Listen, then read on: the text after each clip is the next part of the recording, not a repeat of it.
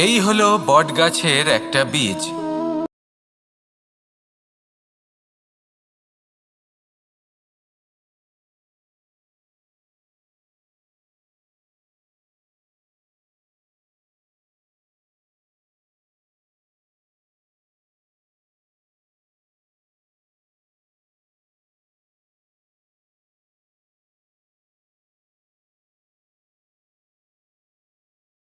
প্রকৃতি।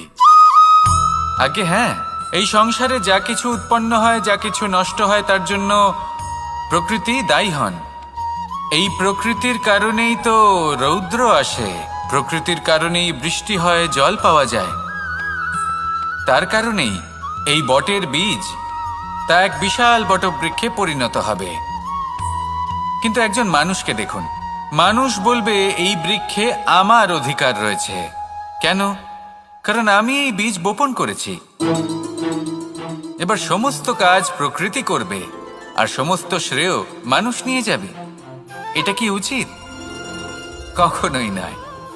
এবার এর উত্তর প্রকৃতিতেই লুকোনো আছে। কখনো কোনো পাখিও এই বীজ রোপণ করে, সেখানে বৃক্ষ উৎপন্ন হয়, তাতে ফল আসে, সেই পাখি সেই ফল খায়, কিন্তু সেখানকার বাকি পাখি এবং প্রাণীদের সেই ফল খেতে বারণ করে না। সেই বৃক্ষের ওপর নিজের অধিকার প্রমাণ করতে চেষ্টা করে না, সবার মধ্যে ভাগ করে দেয়। আর এটাই আমাদেরও করা উচিত। যা প্রকৃতি থেকে আসছে তা আবার প্রকৃতিতেই ফিরে যেতে দিন। এটা অত্যন্ত প্রয়োজনীয়। পাখিদের মতো হতে চেষ্টা করুন, তবেই আপনার এই মন আকাশে উড়তে থাকবে আর সুপ্রসন্ন হয়ে বলবে, রাধা রাধা। দু রকমের প্রাকৃতিক বেগ থাকে। প্রথম হলো বর্ষা। যখন এর বর্ষণ হয় তখন মাটিকে শীতল করে নতুন ফসল ফলায়। আর দ্বিতীয় হয় পবন, যা আমাদের সর্বদা শ্বাসবায়ু প্রদান করে। অশান্ত এই মনকে শান্তি প্রদান করে, এই ক্লান্ত শরীরে স্ফূর্তি প্রদান করে। আমাদের জীবনে যত আবেগ আছে তা হয় বর্ষার মতো হওয়া উচিত, নয় হওয়া উচিত পবনের মতো। ক্রোধ, মতভেদ, বিবাদ, এগুলো হওয়া উচিত বর্ষার মতো। অর্থাৎ কিছু সময় পরে যেন এরা নিজে থেকেই ছিন্ন ভিন্ন হয়ে চলে যায়। আর যদি পবনের মতো কোনো আবেগ থাকা উচিত, তা হলো প্রেম, যা সর্বদা শ্বাসবায়ু প্রদান করে, সবসময় সাথে থাকে। একে আমরা অনুভব করতে পারি না, কিন্তু এ আমাদের অনুভব করার জন্য প্রাণবায়ু প্রদান করে। আর যখন চক্রবাতের মতো সে ভয়ঙ্কর হয়ে ওঠে, তখন সমগ্র সংসার বদলে দেয়। এর সারমর্ম একটাই, শক্তি। মতভেদ, ক্রোধ, বিবাদের মধ্যে নেই। শক্তি যদি থাকে, তা আছে প্রেমের মধ্যে। তাই এই প্রেমকে মনের মধ্যে রাখুন আর আমার সাথে বলুন, রাধা রাধা। ঘৃণা, প্রেম, রেগে যাওয়া, মান ভাঙানো, ভুলে যাওয়া, এই সকল অনুভূতি মানুষের জীবনে অত্যন্ত গুরুত্বপূর্ণ। মানুষের এই অনুভূতিগুলো না থাকলে মানুষ একটা যন্ত্রের থেকে বেশি আর কিচ্ছু না। কিন্তু এই অনুভূতি আপনি ভুল দিকে চালিত করলে এরাও আপনাকে আর মানুষের মতো বাঁচতে দেবে না। যদি ঘৃণার কথা বলেন, যদি আপনি কোনো ব্যক্তিকে ঘৃণা করেন, সেটা কেন? ব্যক্তিকে ঘৃণা করবেন কেন? ঘৃণা করুন তার স্বভাবগুলিকে, সেই স্বভাবগুলিকে যা সেই ব্যক্তিকে অপ্রিয় করে তুলছে। কারণ স্বভাব পাল্টানো যায়। সেইভাবেই রাগ করুন, কিন্তু তাদের কথায়, তাদের ওপরে নয়। কারণ কথা বদলে দেওয়া সম্ভব। ভুলতে হলে ভুলুন তাদের ত্রুটি, তাদের নয়। কারণ ভুল অবশ্যই শুধরে নেওয়া যায়। প্রেম করুন তবে তাদের আত্মার সাথে, তাদের অনুভূতির সাথে, শরীরের সাথে নয়।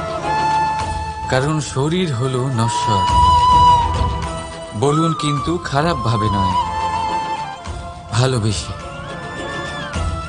রাধা রাধা।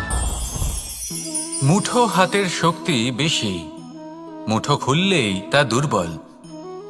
তা এমন কি থাকা উচিত এই বন্ধ মুঠোয় যা লাখের সমান? মানসিকতা এবং স্বপ্ন। মানুষ জন্মগ্রহণ করে, তার মানসিকতা সময়ের সাথে উন্নত হয়। মানসিকতা অনুযায়ী সে স্বপ্ন দেখে, আর সেই স্বপ্ন সার্থক করতে সে পরিশ্রম করতে থাকে। কিন্তু খুব গুরুত্বপূর্ণ একটা কথা আছে যা আপনার মনে রাখা উচিত। আপনার এই মানসিকতা, আপনার এই স্বপ্ন, তা যেন আপনার নিয়ন্ত্রণে থাকে। আপনার বন্ধ মুঠোয় যেন এর লাগাম থাকে, আপনি যেন এর প্রভু হন। যদি তা হয় তবেই আপনি লাভবান হবেন। যদি এরা আপনাকে নিয়ন্ত্রণ করতে থাকে, যদি আপনার মুঠো খুলে যায়, না পথ আপনার নিয়ন্ত্রণে থাকবে, না মানসিকতা থাকবে, না স্বপ্ন নিয়ন্ত্রণে থাকবে। আর যদি তাই হয় তাহলে আপনি আপনার ভবিষ্যৎ নষ্ট করে ফেলবেন। তাই নিয়ন্ত্রণ করতে শিখুন নিজের বিচার বুদ্ধি, নিজের মানসিকতা, নিজের স্বপ্নকে। নিজের এই স্বপ্ন পূরণ করুন আর আমার সাথে ভালোবেসে বলুন, রাধা রাধা।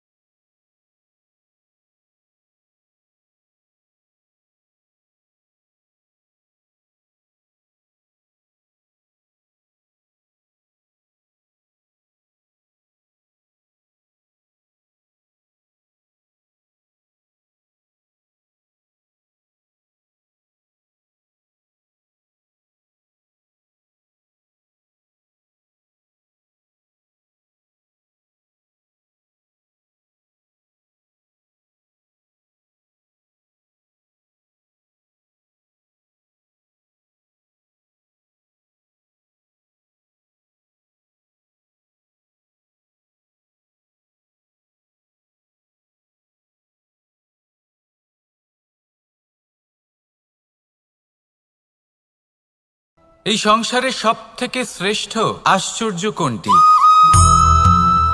এই প্রশ্ন আমি আপনাকে জিজ্ঞেস করছি। এবার কেউ বলবেন স্বর্ণ দ্বারা নির্মিত লঙ্কা, এটি হলো সংসারের সব থেকে বড় আশ্চর্য। কেউ বলবেন বরফে ঢাকা সেই পর্বত যা আকাশ স্পর্শ করে। কেউ বলবেন সেই সমুদ্র যার গভীরতা মাপা অসম্ভব ব্যাপার। কেউ বলবেন সেই বায়ু যা আমরা দেখতে পাই না, কিন্তু তা আমাদের জীবন দান করে। সংসারের সব থেকে বড় আশ্চর্য কি, সেই প্রশ্নের উত্তর যুধিষ্ঠির দিয়েছিলেন, আর তা ছিল শ্রেষ্ঠ উত্তর এবং উচিত। উনি বলেছিলেন যে সংসারে প্রতিদিন কোনো ব্যক্তি জন্ম লাভ করেন আর কোনো ব্যক্তি মৃত্যুও লাভ করেন। এবার এই কথাটা সবাই জানেন, সবাই বোঝেন যে যখন জন্মেছি তখন কোনো একদিন আমিও অবশ্যই মৃত্যু লাভ করব। এবার যখন এই কথা প্রত্যেকটা মানুষ জানেন, তখন কেন প্রত্যেক মানুষ এই চিন্তায় থাকেন, এই নিয়ে কষ্ট পান, এই নিয়ে ব্যাকুল হয়ে থাকেন যে উনি একদিন মৃত্যু লাভ করবেন? তার থেকে দূরে পালাতে চেষ্টা করেন, বলেন যে আমি মৃত্যু লাভ করতে চাই না। কেন? যেখানে কোনো না কোনো দিন এটা অবশ্যই হবে। এ হলো ব্রহ্ম সত্য। এই যে ব্যাকুলতা, এই ভয়, এই যন্ত্রণা, এই চিন্তা তার মনকে বাঁচতেই দেয় না, এই জীবন অনুভবই করতে দেয় না। সেই জন্য এই চিন্তা, ব্যাকুলতা, ভয় এসবের কি লাভ? কোনো লাভ নেই। সেই জন্য যতক্ষণ জীবনযাপন করছেন প্রত্যেক মুহূর্ত যেন শ্রেষ্ঠ হয়, আনন্দময় হয়, প্রেমের দ্বারা পরিপূর্ণ হয়, সেই চেষ্টা করুন। চেষ্টা করুন যাতে আপনি যে কাজ করছেন তার দ্বারা যেন অন্যের মঙ্গল হয়। এই প্রচেষ্টাই আপনার জীবনকে প্রসন্নতা আর প্রেম দ্বারা ভরিয়ে তুলবে। এই মন সুপ্রসন্ন হয়ে বলবে, রাধা রাধা। এই পুকুর দেখছেন আপনি? বাচ্চা, বৃদ্ধ, যুবক, যাকেই আমি জিজ্ঞেস করব এটা কি, সবার উত্তর সেই একই হবে। উত্তর তখনই বদলাবে যখন প্রশ্ন এটা হবে যে আপনি এই পুকুরে কি করতে চান। কেউ বলবে আমি এমনি এর পাড়ে বসে এই জল স্পর্শ করে ঠান্ডা হাওয়ার আনন্দ অনুভব করতে চাই। কেউ বলবে আমি এই পুকুরে সাঁতার কাটতে চাই। কেউ বলবে কাগজের নৌকা বানিয়ে আমি এতে ভাসিয়ে দিতে চাই। কেউ বলবে আমি মাছ ধরে নিজের জীবন যাপন করতে চাই, ইত্যাদি ইত্যাদি। আপনাকে একটা কথা বলে রাখি, আমাদের জীবনও এই পুকুরেরই মতন, একই রকম। কিন্তু আমরা এই জীবন নিয়ে কি করব সেই সিদ্ধান্ত আমাদের। এই পুকুরে আপনি মুক্তও পাবেন, আবার পাঁকও পাবেন। যদি আপনি মুক্ত পেতে চান তাহলে এই পুকুরের গভীরে আপনাকে যেতে হবে। ততটাই চেষ্টা করতে হবে যতটা করলে আপনি সেই মুক্ত অর্জন করতে পারবেন। না হলে শুধু পাঁকে হাত পড়বে। তাই যা আমি সর্বদা বলে থাকি, সিদ্ধান্ত আপনার। রাধা রাধা। এই সংসারের সব থেকে বড় সুখ কি? কেউ বলবেন নিজের লক্ষ্য প্রাপ্ত করা, কেউ বলবেন ধন উপার্জন করা, কেউ বলবেন নিদ্রাই সব থেকে বড় সুখ।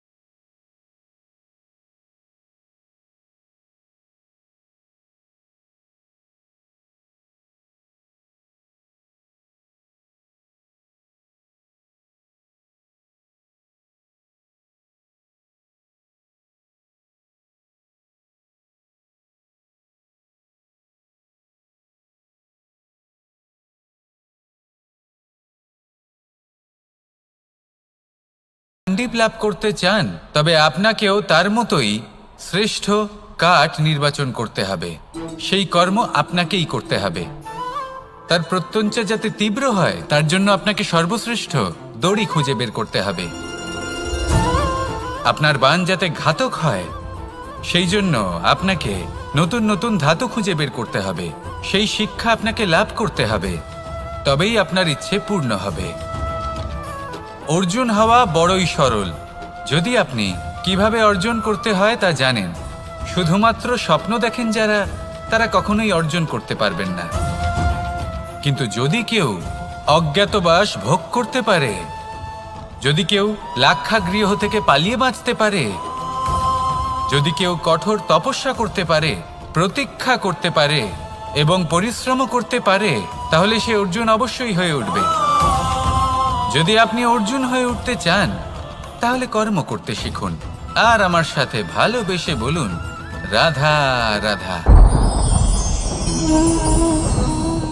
জীবন থাকলে লক্ষ্য অবশ্যই থাকবে। যদি লক্ষ্য থাকে, তার পথ অবশ্যই থাকবে।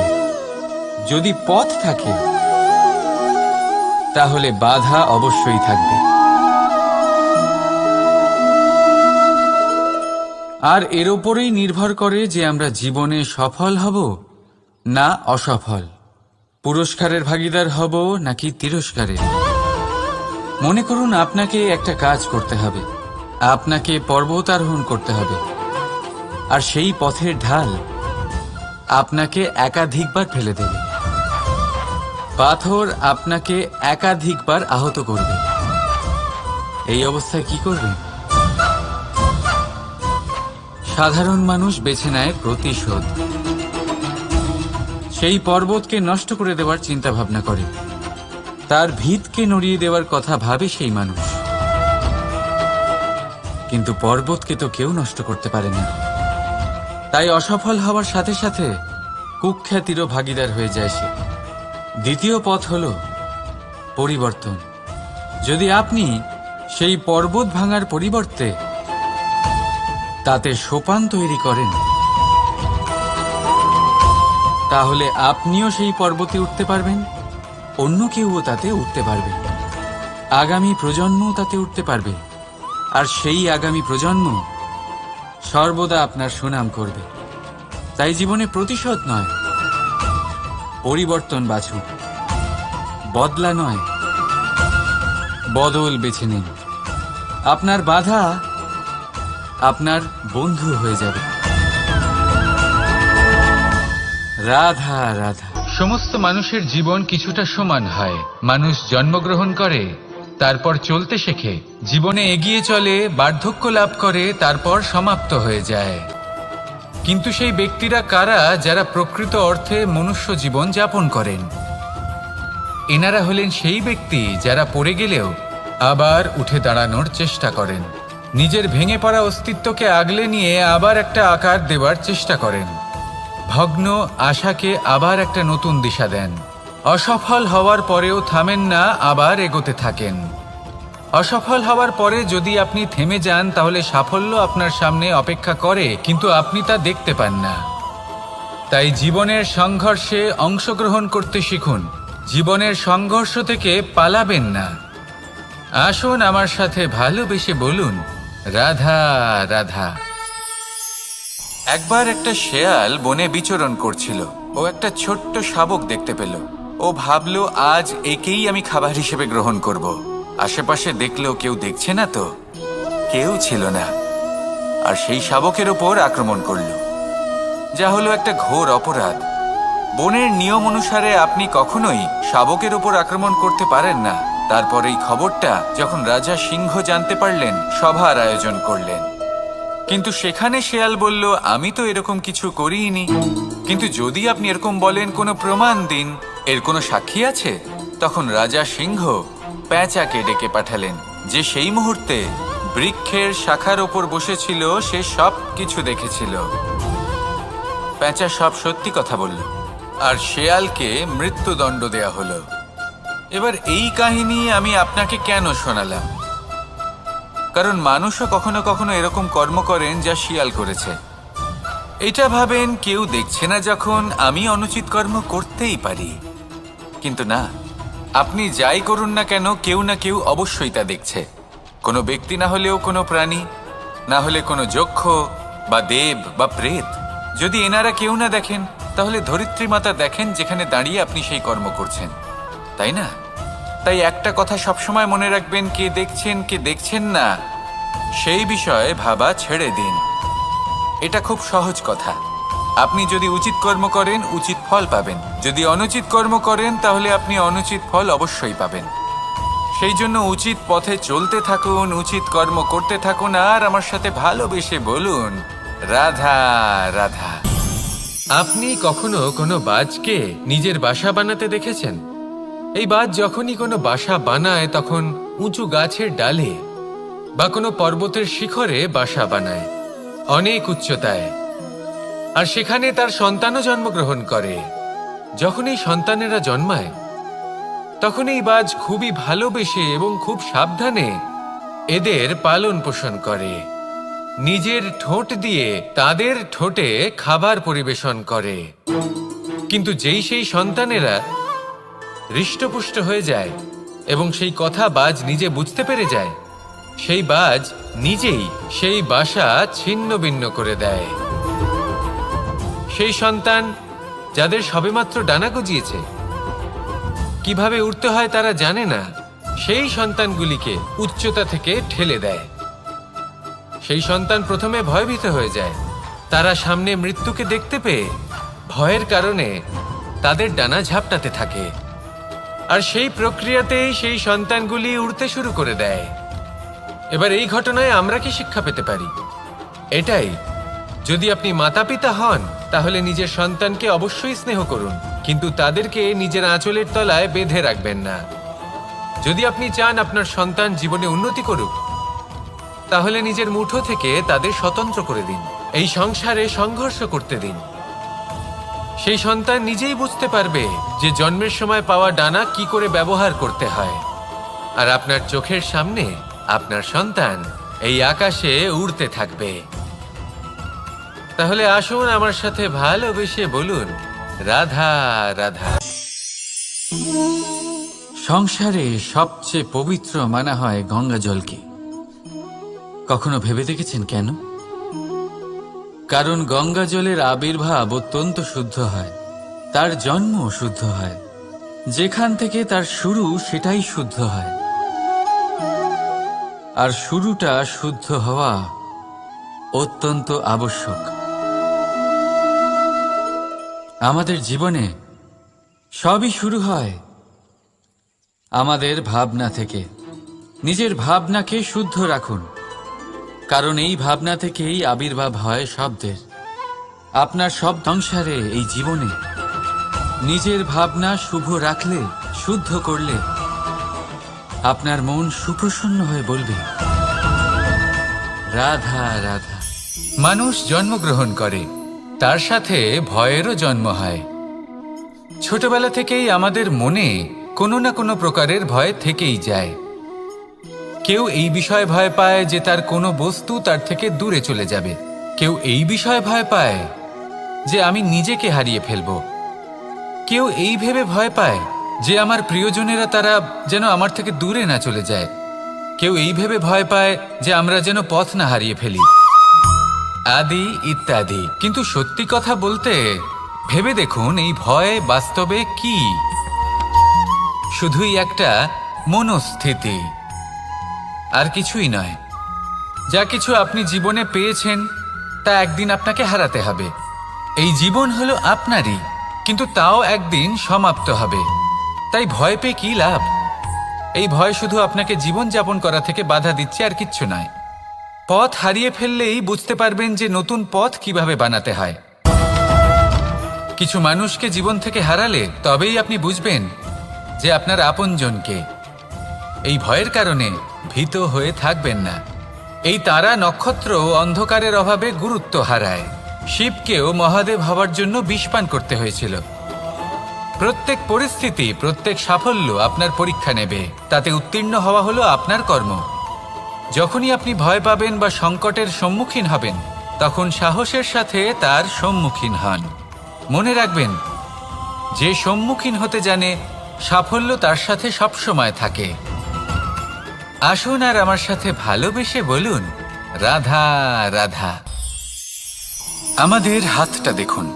এই হাতে 5টা আঙুল আছে, যা ভিন্ন ভিন্ন ধরনের, একরকম কেন নয়? কারণ হলো প্রত্যেকের নিজের নিজের গুরুত্ব আছে, নিজের নিজের মাহাত্ম্য আছে।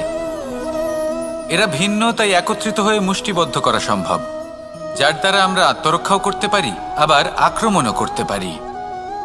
যদি 5টি আঙুল সমান হতো তাহলে মুষ্টিবদ্ধ হতে পারত না, নিজেদের মধ্যে বিভ্রান্তির সৃষ্টি করত। এবার এরকমই কিছু আমাদের সংসারেও হয়। আমাদের দেশ, যেখানে একটি ভূমির ওপর ভিন্ন ভিন্ন ধর্মের মানুষ বাস করেন, ভিন্ন ভিন্ন জাতি, ভিন্ন ধর্ম, ভিন্ন ভাষা।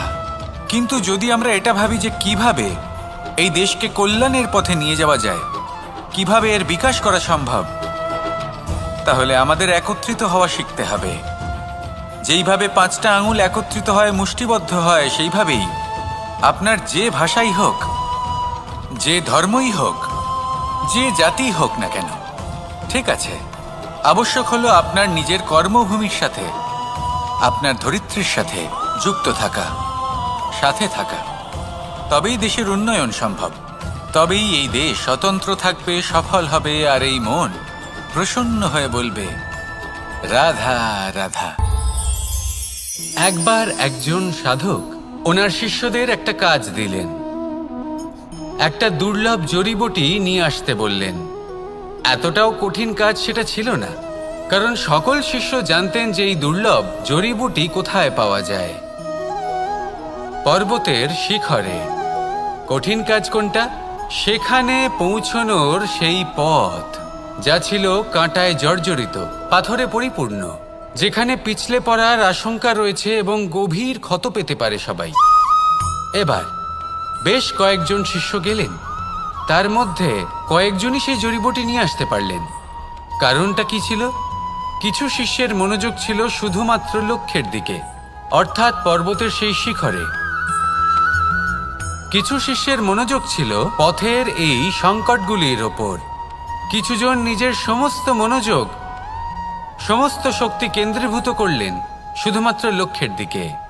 বাকিরা মনোনিবেশ করলেন এই সংকটের থেকে নিজেকে বাঁচাতে। কিন্তু যাদের মনোযোগ শুধু লক্ষ্যের দিকে ছিল, শুধু তারাই জড়িবুটি নিয়ে আসতে পারলেন। কারণ কি ছিল? একটা সহজ ব্যাপার যা আমাদের বুঝতে হবে। আমরা যদি লক্ষ্যে পৌঁছতে চাই, তাহলে বিপদের সম্মুখীন তো আমাদের হতেই হবে, আর কোনো বিকল্প নেই। যন্ত্রণাও হবে, পায়ে কাঁটাও হয়তো ফুটতে পারে, হয়তো পড়েও যেতে পারেন, হয়তো রক্তপাতও হতে পারে। কিন্তু তার সাথেই সাফল্য অর্জনের যে আনন্দ, সেটাও পাওয়া যায়। সেই জন্য নিজের মনোযোগ সবসময় লক্ষ্যের দিকে রাখুন, পথের সেই বিপদগুলির দিকে নয়। সত্যি কথা বলতে, এই বিপদ এটা কিছুক্ষণের, আজ আছে কাল নাও থাকতে পারে। কিন্তু যদি লক্ষ্যকে প্রাপ্ত করতে পারেন, তাহলে তার আনন্দ আপনার সাথে সারা জীবন রয়ে যাবে। তাহলে লক্ষ্য প্রাপ্ত করুন আর আমার সাথে ভালোবেসে বলুন, রাধা রাধা।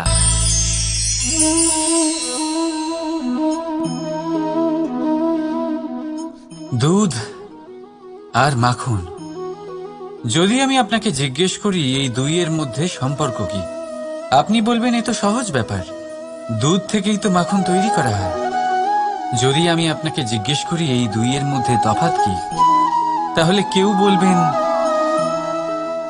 একটা তরল হলে অন্যটা খুবই গাঢ়। কেউ বলবেন একজন পিতা আর অন্যজন সন্তান।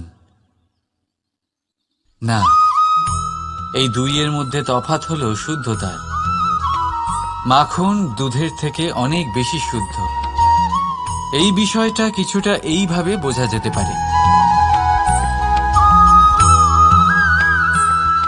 যদি কোনো পোকা এসে সেই পাত্রে পড়ে যেখানে দুধ আছে, আপনি কি করেন? আপনি সেই দুধ ফেলে দেন। কিন্তু যদি কোনো পোকা এসে সেই পাত্রে পড়ে যেখানে মাখন আছে, তখন আপনি কি করেন? আপনি সেই পোকা বের করে ফেলে দেন। সেই পোকা নোংরা, সেই পোকা দূষিত।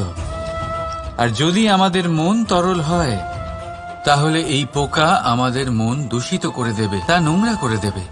কিন্তু যদি আমাদের মন মাখনের মতো শুদ্ধ হয়, তাহলে কুচিন্তা আপনা থেকেই চলে যাবে। তাই মনে রাখবেন, এই সংসারে পোকা অবশ্যই থাকবে। আপনি দুধ হবেন নাকি মাখন, সিদ্ধান্ত আপনার।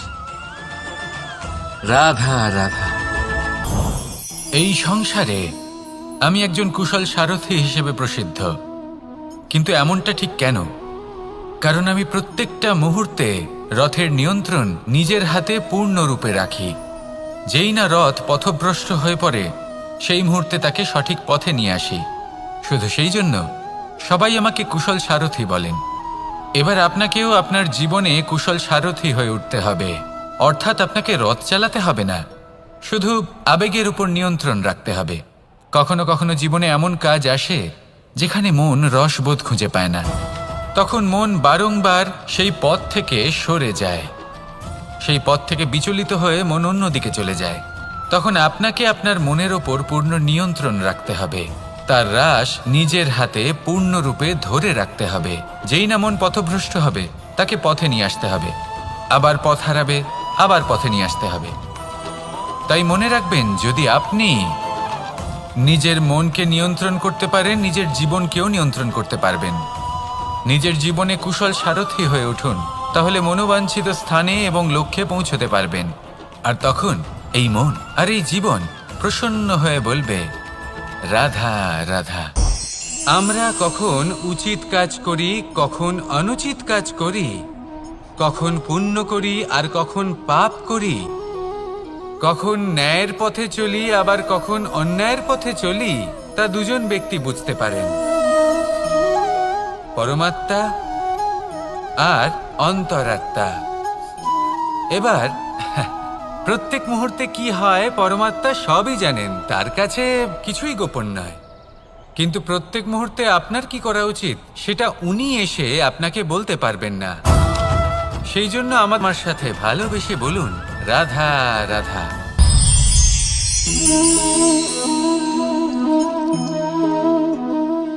আপনি জীবনে কখনো না কখনো কোনো বৃক্ষকে জল অবশ্যই দিয়েছেন।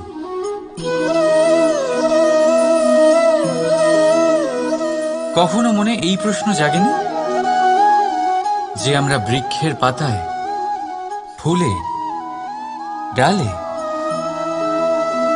সেগুলোকে তো আমরা কখনো জল দিই না, তাও তাদের কাছে জল কি করে পৌঁছয়, তাও কিভাবে তারা জীবিত থাকে? আপনি বলবেন, এ তো সহজ ব্যাপার, এই কেমন প্রশ্ন করছেন আপনি? গোড়ায় জল দিলে তা বৃক্ষের প্রতি অংশে অবশ্যই পৌঁছবে, তাই না? মন আর আত্মা থেকে প্রেম করুন, আনন্দই আনন্দ পাবেন। রাধা রাধা। যজ্ঞের আগুনকে শুভ বলে মনে করা হয়, আর সেখানেই চিতার আগুনকে অশুভ মনে করা হয়। এমনটা কেন হয়?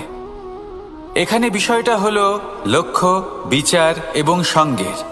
যখন আমরা যজ্ঞ করি তখন আমাদের লক্ষ্য কি হয়? পরিবেশকে আরো পবিত্র করে তোলা, ইতিবাচক করে তোলা। আমাদের লক্ষ্য শুভ হয়। তারপরে আসে বিচার। এই পরিস্থিতিতে সেই বিচার হলো অগ্নি। স্ফুলিঙ্গ থেকে তীব্র আকার ধারণ করে সমস্ত কাঠকে পুড়িয়ে দেয় এবং সুগন্ধ ছড়িয়ে দেয়। অর্থাৎ যদি আপনার লক্ষ্য শুভ হয়, তাহলে তা নিজেই শুভ বিচারধারাকে আমন্ত্রণ জানায়।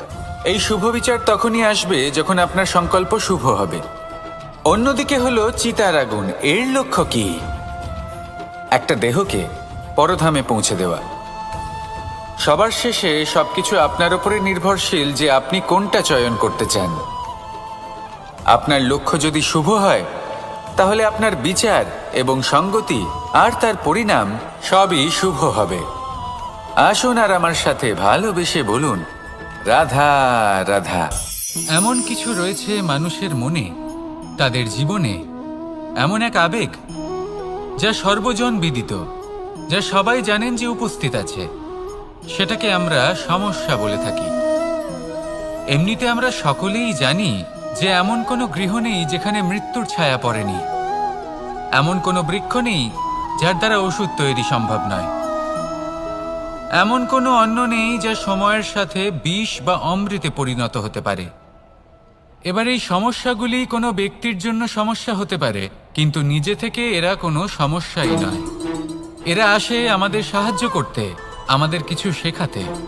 আপনি নিজেই দেখুন, পর্বতের শিখর থেকে কোনো এক পাখি পড়ে গিয়ে নিজের প্রাণ ত্যাগ করলো। সেটা কখন সম্ভব? যখন সেই পাখি ওড়ার চেষ্টাই করে না। তখন যখন কোনো ব্যক্তি জলে পড়ে যান এবং ডুবে গিয়ে নিজের প্রাণ হারান, এর সম্ভাবনা কখন বেশি থাকে? যখন সেই ব্যক্তি সাঁতার কাটার চেষ্টাই করেন না। তখন এই সমস্যা প্রত্যেকের জীবনে থাকবেই, কিন্তু এটা মনে রাখা প্রয়োজনীয় যে কোনো সমস্যা পরিস্থিতির কারণে সমস্যা হয়ে ওঠে না। এই পরিস্থিতি যখন আমাদের সামনে আসে, আমাদের তা কঠিন মনে হয়, আমরা নতমস্তক হয়ে পড়ি, ভয়ভীত হয়ে পড়ি, তার সম্মুখীন হতে পারি না। তখন তা সমস্যার রূপ নেয়। দৃঢ় হয়ে দাঁড়িয়ে থাকুন সাহসের সাথে, এই পরিস্থিতিগুলির সম্মুখীন হন। দেখবেন সমস্যা কখন সাফল্যে পরিণত হবে আপনি জানতেই পারবেন না। আসুন আমার সাথে ভালোবেসে বলুন, রাধা রাধা। এটা কে না চেনে? এটা হলো রুটি। এটাই সেই কারণ যার জন্য মানুষ দিন রাত কঠোর পরিশ্রম করতে থাকে। দেখতে গেলে এই রুটি যদি এমনি পাওয়া যেত, তাহলে মানুষ হয়তো কোনো কাজই করত না, কোনো কষ্টই করত না, জীবনে কোনো পরিশ্রমই করত না। তবে একটা কথা অবশ্যই ঠিক, যে রুটি শুধুমাত্র খিদে মেটায় না, আমাদের জীবনে বড় বড় শিক্ষা দিয়ে যায়। এবার একটু ভেবে দেখুন, রুটি আপনার তখনই সুস্বাদু লাগবে, এই রুটি আপনার স্বাস্থ্যের জন্য ভালো তখনই হবে, যখন এটা দুদিক থেকেই ভালো করে সেঁকা হবে, তাই না? আমাদের জীবনে সম্পর্কও কিছুটা এরকমই হয়। যদি দুপক্ষ দ্বারাই ভালো করে পালন করা হয়, তবেই আপনি আনন্দ পাবেন। তাই শুধু পাওয়ার জন্যই ব্যাকুল হয়ে উঠবেন না, ফেরত দেওয়াতেও বিশ্বাস রাখুন। কারণ যখন একটা সম্পর্কে দুই পক্ষ থেকেই প্রেম থাকবে, দুই পক্ষ থেকেই করুণা থাকবে, কিছু করার প্রবৃত্তি থাকবে, তবেই সেই সম্পর্ক আপনাকে আনন্দ দেবে। তাই যখনই আপনি রুটি খাবেন, মনে রাখবেন আপনাকে আপনার সম্পর্কগুলিকেও এরকম মধুর বানাতে হবে। আর মন সুপ্রসন্ন হয়ে বলবে, রাধা রাধা।